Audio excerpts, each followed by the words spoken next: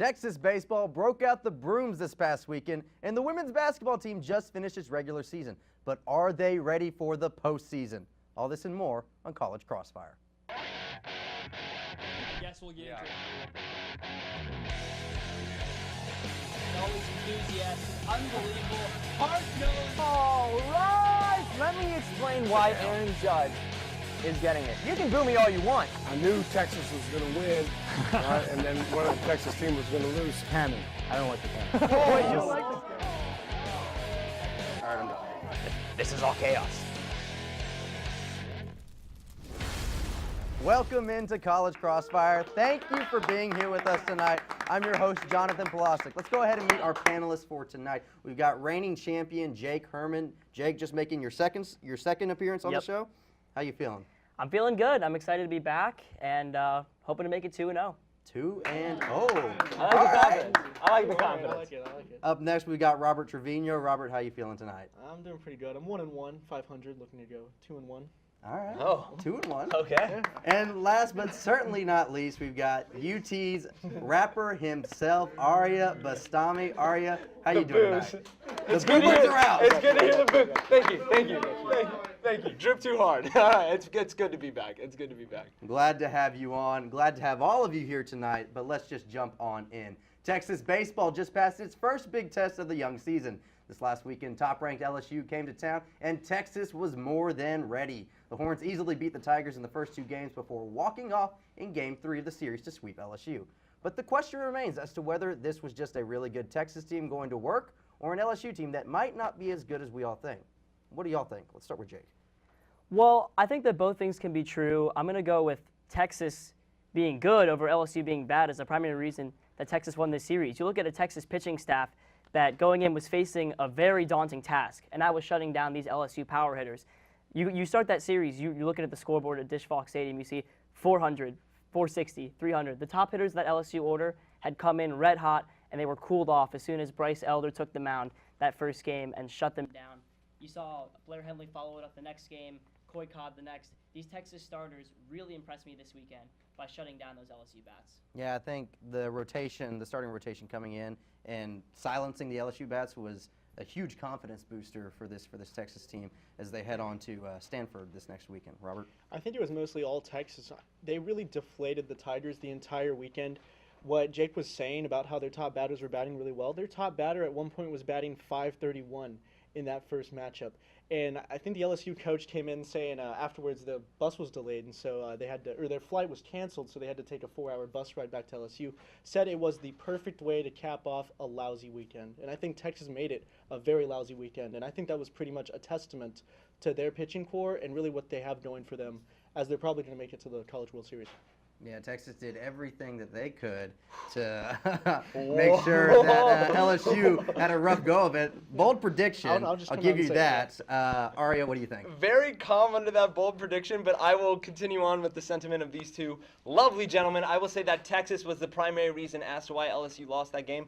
But the thing that really surprised me the most about it, especially with, David Pierce's teams being usually extremely senior heavy, or not even senior heavy, just upperclassmen heavy, and it's kind of the same this season as well, but it was the underclassmen play and the rookie play almost, if you will, the freshman play, if you will, of Cobb, Reagan, Kennedy, guys like that really did surprise me and gave me this kind of hope for this Texas team to be like, wow, this team could actually do something maybe like a College World Series, dare I say it. But super regional nonetheless. This isn't anything new for Texas, but it was great to see that win against a very formidable team like LSU. Yeah, it was great to see those young guys, the freshmen, sophomores, really step up, especially because you lost guys like Cody Clemens, Nolan Kingham, Chase Sugart last season.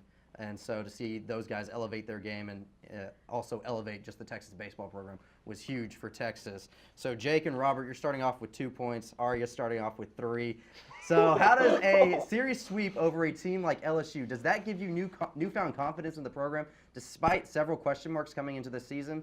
If you're seeing Texas coming in and just taking down this powerhouse LSU team, does that give you confidence as Texas progresses onward in the young season? A little bit, because I think especially with baseball, you can go into a lot of lulls into a season, and even if it isn't as prolonged as the MLB, even in college, it's kind of the same nuances that you'll get with players that they may be extremely hot. For example, LSU came in extremely hot, like we were referencing earlier, and they kind of choked cold. So it can happen. So when you have this kind of momentum building early, it gives you that confidence, especially with these younger guys coming in, to know this is the system that they play at Texas. It's a very serious kind of organization that they take, especially with baseball.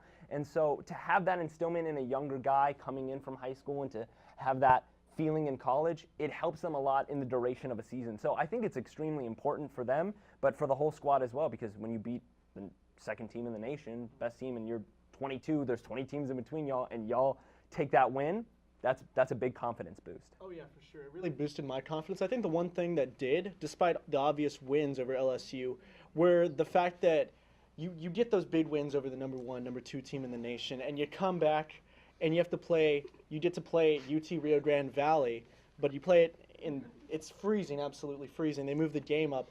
You go down early, but you battle back and win a 4-3 game when you could easily have this lull in a season that Ariea was talking about. I think that was really impressive. It shows that David Pierce's team has the right kind of mindset to really not take any games off, and that's a real cliche to say, but really when you come off of a sweep of arguably the best team in the nation, you're obviously going to want to have a lull.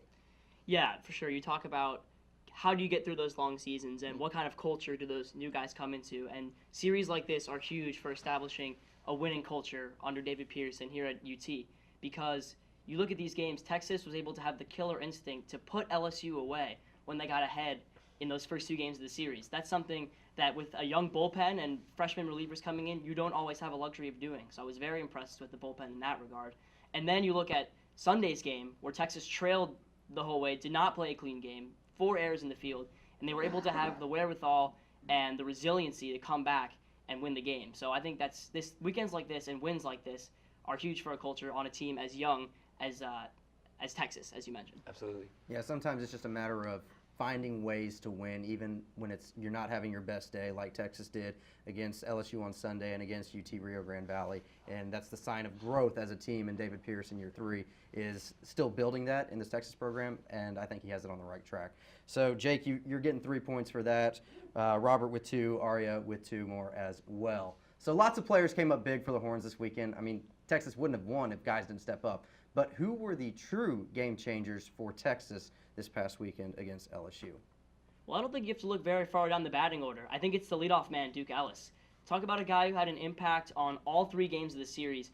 Game 1, he hits the 2-run home run that gave Texas the lead and knocked out LSU's number 1 starting pitcher, getting into that weak bullpen where Texas was then able to pull away. Game 2, reached base all 5 at-bats, and Game 3 had a key RBI in that 9th inning comeback and then came around to score the winning run. So I think he was by far the biggest game changer for Texas this weekend at the top of that batting lineup. Yeah. Well, I would go with Eric Kennedy probably. He won a Big 12 Player of the Week this week for his efforts, had 7 RBI, 1 homer, and I think he really contributed a lot to this team. Obviously didn't take out the first LSU pitcher like you mentioned, but he did do a lot out there, and I think that really, as much as the pitchers really were able to disable the LSU pitching, or that the LSU, they were able to disable their pitching staff, but I really think that Texas's bats were really what won them this series at the end of the day. Yeah, well, the first 2 points that we're going to make with the players were taken by these lovely gentlemen, which is perfectly fine. So I'm going to go with a player that I mentioned a little bit earlier. I'm going to say Coy Cobb, a little bit of a wild card, if you will, on saying he's a pivotal game changer of a player. But I think in Sunday's game, especially when LSU did kind of trail, or not trail, but they took a lead and an advance, to have the poise and the wherewithal to be in that moment and in the pocket, if you will, of being a pitcher and taking it easy and being okay with being a freshman.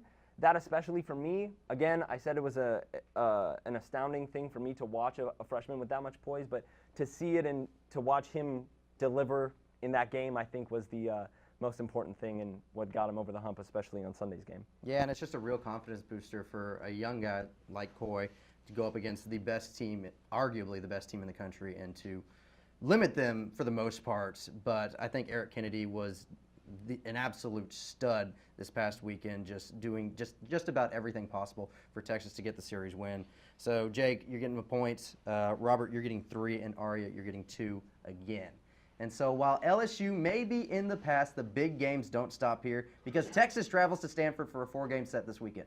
So what do y'all think is going to happen as Texas travels up to California to take on the Stanford Cardinal? Well, as you said, it's a long flight. They got to head up there to Palo Alto and really try to take care of business. I think Texas has been we haven't really seen them. Obviously, LSU was at home. We haven't seen them on the road, seeing what they can do, obviously, against a team that's just as good as LSU, just as good as Texas, and they're really going to have to focus up. I think, though, that whenever you're talking lulls, they're definitely a real thing, like Ariea mentioned earlier in the show. For sure, I would probably predict out of this 4-game series, Texas, I think they're going to fight back. I think they'll probably drop maybe one of the earlier games, but I think it'll probably be a 2-2 draw. All right, 500. Jake, Ariea? Yeah, I'm going to say it's a 2-2 draw, but I'm going to flip it a little bit. I think they're going to win the first 2 games, and if anything, again, in the lulls that we were mentioning here, but in baseball, that's a cognitive part of the game. It happens, especially because of the duration. So I'd say that, the first 2 games, they're coming in hot, they come in with the confidence, and then there may be a little bit of like a pitching shift or something may happen in regards to confidence, especially with a younger team or a younger driving point of the team. And due to that, I'm going to say it gets flipped and they drop the last 2 games instead of winning the last 2. Interesting. So, I hate. Sorry, nothing was meant by that. But I hate to be the pessimist out of the bunch here. But Stanford has an elite starting rotation, and Stanford does one other thing important that's much better than Texas is they don't commit fielding errors. Texas has committed 24 on the season. Stanford has committed just 9. Stanford's not going to let Texas get away with the kind of errors they made against LSU. They'll definitely make a Texas team have to pay for it. I think this series will go to Stanford 3-1, and it's definitely a growing and maturing moment for this young Texas team that they'll improve on later in the season and possibly avenge down the line. All right, so we got a 3-1 in favor of Stanford, and then an even split for you two. I'm leaning towards a 2-game split for both Texas and Stanford, but I like the points that you made about Stanford's elite pitching and defensive prowess. And I really think that that's going to be key for Stanford in the 2 games that they do win. So, Jake, you're getting 2 points. Robert and Ariea, you're each getting 1. That's it for now. When we return, we're talking about surprise teams in the NHL. And the Boston Celtics have a big decision to make this summer regarding Kyrie Irving. Stick around.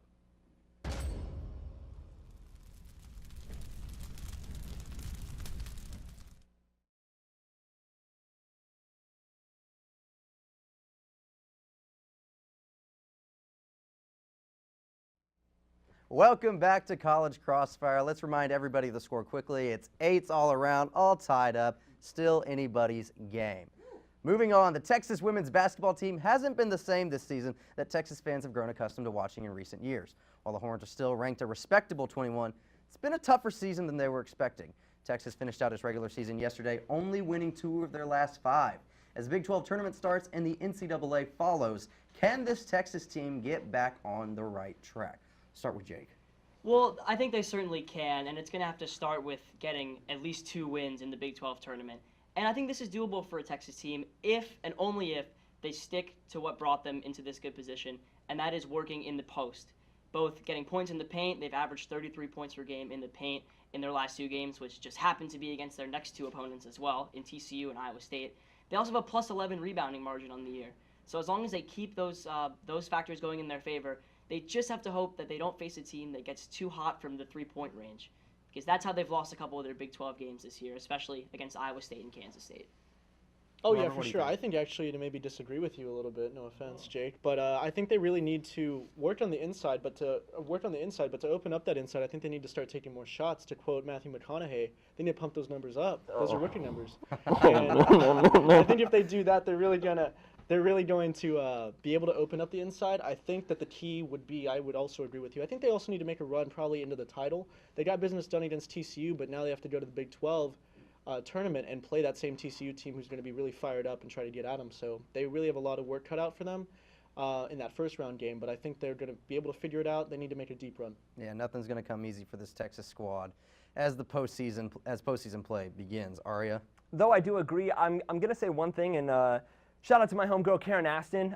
She's under her tenureship in the last 4 seasons. Yeah, one woo, let's go, baby. Karen, I see you, girl. I see you. No, in the last 4 seasons, 3 of them went to a Sweet 16, one of them being an Elite 8. This is an extremely experienced coach, and not only that, she's got an extremely experienced staff and players under the helm.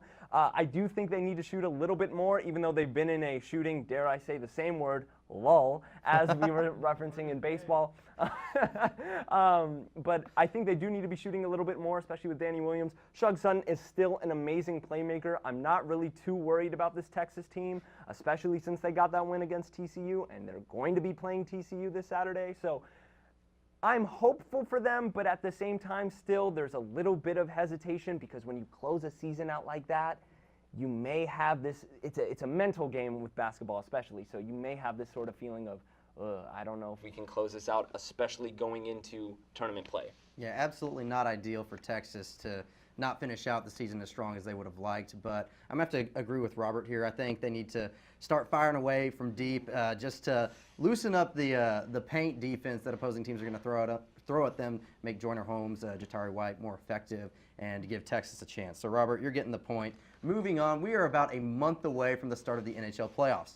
The top three teams from each division, as well as 2 wild cards from each conference, will all be participating. And while teams like the Lightning and the Bruins and the Flames are currently leading the charge, we're not as interested in that. We're here to discuss some dark horses. So anybody who could crash the Stanley Cup Finals that isn't necessarily expected to be there. So, in your opinion, which team do you think is a Stanley Cup dark horse to keep an eye out for as we head towards the postseason? Start with Robert. I'm going to go out into the desert for this one, my favorite city, the Las Vegas Golden Knights. They have a great game tonight. You can tune in as soon as this show's over at 9:30. They're going to be playing that #1 seed in the Western Conference, as you mentioned, the Calgary Flames. It'll be a great matchup for them. They're currently slated probably in the 4th or 5th seed, and I really think they have the pieces together to make a deep run. They made, obviously, that deep run into the Stanley Cup Final that they did in their first season of existence, and I think, after a couple years of kind of managing where they've been at, kind of getting through, I think this is the year where they finally put all the pieces together and they can make a deep run. Going to break on through this season? Well, it's something we'll have to watch out for. Ariea, what do you think? I definitely could see that, but I'm going to have to go and rep the Dallas. Okay, no Stars fans. Dallas Stars. I'm going to go with the Dallas Stars. Remember, it's not Reese Miller or Mark. Well, okay, listen. Everyone calm down, okay? I think the biggest thing with the Dallas Stars is they're an extremely efficient oil machine when it comes to scoring. I know Jamie Benn and Tyler Seguin would probably agree, or if I was their owner, I'd make them be really mad about it, but we'll not get into that right now. What we'll talk about is the one thing, and I say the one thing that really hinders this team, and that's preventing goals. Ben Bishop, wherever you are, buddy, I'm going to say this right now, man. You stop that. You stop the goals, and this Dallas Stars team can go in a very deep run because they've got the offensive prowess to do it. And I'm getting some boos right now, but Ben, I believe in you. I'm going to go with the Dallas Stars. I'm going to go with the Stars. That's my dark horse team. Wherever he may be, it's obviously not in the net, stopping the goals. Yeah. So, Yep. Jake, what do you think? Now, it should go without saying that the defending champions get attention as Stanley Cup contenders for the next year. But I looked today, and there are eight teams favored ahead of the Washington Capitals to repeat as Stanley Cup champions. I think this is simply ludicrous. They have none of the problems that either you guys are pointing out with the Knights and the Stars. They have all the pieces back. They've made a great acquisition at the trade deadline in Carl Hagelin, which has completely changed their bottom 6 offense. This Capitals team is going back-to-back, just like the past 3 Stanley Cup winners. They've all won twice in 2 to 3 years. Capitals are next in line. Capitals are next in line. All right, you know what? You convinced me. I don't know if they're necessarily gonna win, but I think they can make it back. I don't think they're gonna win, but I think they can make it back this year. So, Jake, you're getting the point.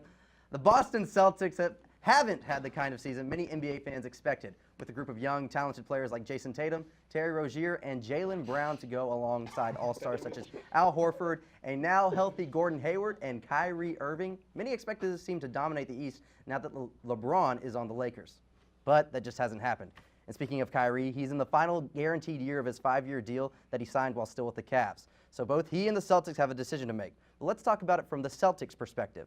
Should Boston re-sign Irving at the end of the season, or is it time for them to regroup? Let's start with Ariea. I'm going to say this about Kyrie Irving. I think he's an extremely skilled player, averaging this season 25, 5, and 3. So he's getting better at assisting, I guess, Kyrie. Definitely more of a scorer in any sense of the word as a point guard. But if I'm the Boston Celtics, and I know this sounds a little crazy, but you guys played really well. I don't know if you remember this without that guy, Kyrie Irving.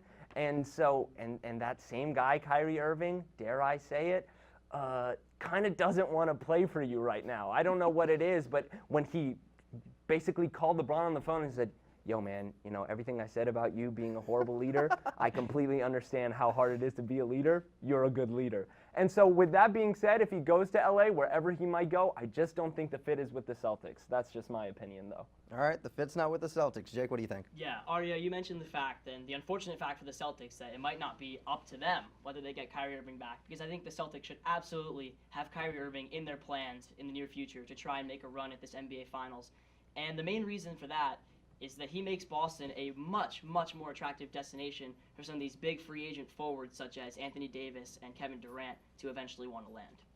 Alrighty, so we got one saying that he shouldn't, one saying they shouldn't, one saying they should. Robert, what do you think? Well, I think the Celtics, Kyrie obviously doesn't want to play there, but I think if he can entice a player like Kevin Durant, who they could actually, if you do some sign and trade math, you go into the ESPN little trade calculator, they could use some sign and trades and still actually, without losing a ton of their core, get Kevin Durant to come over and play with Kyrie. And you can see them in the All-Star weekend. They're talking like NBA players like to talk with their shirts over their mouth. Who knows what I'm saying here? But definitely the two are definitely conspiring on something. Shout out to Magic Johnson. They're colluding, and for sure, you could definitely see that happening. So maybe we got some tampering going on. I don't know, but I'm gonna have to agree with Ariea here. I think that it's time for Boston to let him loose. They've played much better without him in recent weeks than they have with him. So I think it's time for Boston to move on. So Ariea, you're getting the point. Great debate. That's it for now. We've got rapid fire up next. Stick around.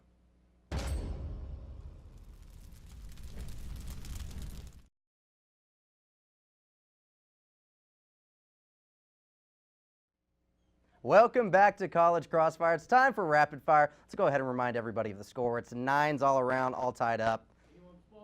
Thank you. It's still anyone's game because in rapid fire, each question is worth 2 points and you can jump in at any time. So Bryce Harper finally has a new home. No, it's not New York. It's Philadelphia. Oh. Sorry, Ariea. Harper just signed a 13-year deal worth $330 million to play with an up-and-coming Phillies team. But $330 million is a lot. If you had that kind of money, what would you spend that on? World peace would be really nice. I guess if I had that kind of money, the biggest thing that I'd spend it on, AirPods, 100%. You know what? That's what I was going to talk about. Gold blinged out AirPods. I need the drip, guys. I really need this. It's this new term. It's called the drip, and I need it. So if I had acquired that kind of money, I'm going to say AirPods and just a really nice Supreme jacket, just so I could complete the drip for me. And you know what? I'm buying, you know what? I just want to say this right now to everybody. I'm buying Round Rock Donuts. If I make that kind of money, I'm buying Round Rock Donuts. I haven't been on this show in a while. If you know me, you know I like Round Rock. I'm buying that establishment. All right, buying AirPods, Round Rock, and okay. I'm buying Round Rock Donuts with AirPods. I mean, you're saying you gotta bling out AirPods. I don't think you have to. I think they have enough drip on their own. I don't think you need to bling them out. It's just the flex itself. But I mean, I would have liked to quote my favorite movie, Office Space, here, but I clearly can't do that. But with $300 million, what I would do. I mean, honestly, I don't know. That's enough money to. Everyone would be set. Everyone I knew would be set. Every person here, yeah. Yeah, you too. Enough to spread the wealth. We'll see if I'm broken. You want to be set, but for sure. But Jonathan, I'm not even going to try to get inside the mind of Bryce Harper because I tried to do that last week on my FaceTime, and look where it ended up. Philadelphia. It ended up. That's tough. It ended up exactly the way I didn't want it to go. Although, hopefully, he can bring a championship to DC. So what you getting? What was that? For $300 million? I don't know. Bryce Harper. You bring Bryce Harper back to DC. Yeah, I'd buy a championship if I could. Buy a championship. Can't That's lie. how They're desperate only I am earned- at this They're point. only earned. Hey! Oh, we got the You don't audience come in calling out the here Yankees. talking that kind of talk. I like it. You come on the panel, you talk that kind of talk. All right, so we got buying a championship, giving the money out to all the people he knows. Round Rock Donuts. I didn't hear him buying off the host, so Ariea, you're getting the 2 points. Let's go. Moving on from the booth back to the field, Jason Witten will no longer be calling games on Monday Night Football.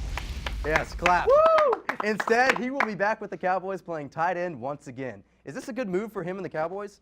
Who knows? But after a year away from the game, it was obvious that he wasn't ready to quit playing. Now, if you had the opportunity to see any other athlete come out of retirement, who would you like to see? Kobe, Bean, That's the right Bryant, Mamba mentality. Yeah. You haven't won until you've won. Success is greater than success. Different animal, same beast. I love that commercial, and I What love does that mean, Kobe Kobe Bryant? Everything you wanted to mean. You're welcome. I'm saying this right now. If Kobe Bryant came back into the game with some of these players, I know a lot of these players like Jason Tatum, Kyrie Irving, ironically they play on the same team, think, oh, I've got the Mamba mentality. Donovan Mitchell, I've got the Mamba mentality. Whatever. You're not the Mamba. Bring Kobe back. If you ever see this, please, I'd really appreciate it if you came back. All right, Kobe, you heard the man. Come on. Can we bring Carmelo back from wherever he's been? I don't Stay know if that mellow. qualifies me for the question, but I mean, he seems pretty retired. But I want to see Melo, and I want him to let him. Can they let him wear the hoodie? I mean, Hoodie Melo, we never got to see him in his That's prime. true. We've never All right. seen Hoodie Melo. Hoodie Mello. All right. I'm rolling my eyes at myself for saying this, but I'm going to bring LeVar Ball out of retirement. Oh, I'm going to see if he can no, back no. up. No. I'm going to see if he can No. back up any of the talk that he said. Sheer entertainment value only. He would beat Michael Average Jordan 3 points a game. He would beat Michael Jordan one-on-one. I'm not going That's to be able to turn debatable. away. It's going to be like a train wreck. Bring Thank bring you. back Jordan Thank to Wilt Chamberlain. Okay, that too. Big O. No, not LeVar. Carmelo technically isn't retired. He's that's taking a sabbatical. So That's and again, what Brett the Favre only did, real right? answer here. All right, you're getting the 2 points. Run. Do we Well, have that was time the for right another? answer. Well, that was the right answer. Do we have time for another? Let's do it. All right, Mardi Gras has come and gone. It's one of the most exciting holidays, especially if you happen to be in New Orleans. Many people, athletes included, celebrate Mardi Gras either at home or in New Orleans. Either way, it's bound to be a fun time. What I'm asking is, which athlete would you like to spend Mardi Gras with? LeBron James. LeBron For James. sure, no, because any song that I put on the aux, he's gonna do that thing where he's like, bump into it in the Oh, car. yeah. Doesn't matter any song. That's true. Any song, I could bump like Carly Rae Jepsen. He's gonna be like, oh man, this is heat. Oh, Like, oh, no. Instagram, like hashtag Mamba. I mean, it is. No offense to Carly Rae, but I'm going to say this right now. If I'm at Mardi Gras and it's 3 a.m. and I want to be shirtless with one other man, J.R. freaking worried. Smith. You take that freaking shirt off, J.R. We're going crazy tonight, J.R. Oh my goodness. J.R. Smith would be absolutely insane. The man, I kid you not, he would probably meet the President of the United States shirtless because it's J.R. Smith and he can do what he wants to do because it's J.R. freaking Smith. I wouldn't even be surprised. Jake? I hate to beat a dead horse here on the Capitals train, but if we learned anything from their Stanley Cup win back in June of 2018, it's that nobody, and I mean nobody, can party like Alex Ovechkin. So if I could spend one night with him on Mardi Gras, Al Horford. You know what? Changing my answer. Tim Duncan. We're going to have a very nice mundane night reading a couple books. Tim and I, Mardi Gras. I bet Timmy gets out. You know, I'm changing my answer too. I'm taking Dennis Rodman because you said you said J.R. would probably meet the president with his shirt off. I think that Dennis Rodman has met the president with his shirt off. And Kim Jong-un. Yeah. All right, I like the answers that y'all had before, but you know what? I'm gonna go with Dennis Rodman. You get the 2 points, but Ariea was in the lead, had a 4-point lead going into this last question. So Ariea is your champion. Do we have time for FaceTime? No time for FaceTime. I'm back, Unfortunately. baby. So that's all the time that we have for tonight. Congratulations to our winner, Ariea Bastami. Make sure to tune into our sister show, College Press Box, on Mondays at 9:30 p.m. And be sure to join us again next Wednesday at 9. Don't forget to follow at TSTV Sports on social media. And for all the panelists and everyone in studio and master control, I'm Jonathan Polasek. Have a wonderful evening.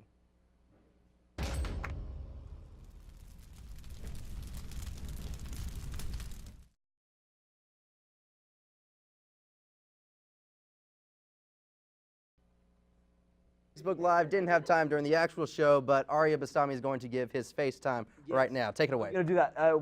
Where am I looking at? Am I still I looking don't at this know. bad boy? This one To, right there. to the lovely people on, on Facebook Live and the wonderful people at DePaul University, I want to say one thing and one thing only.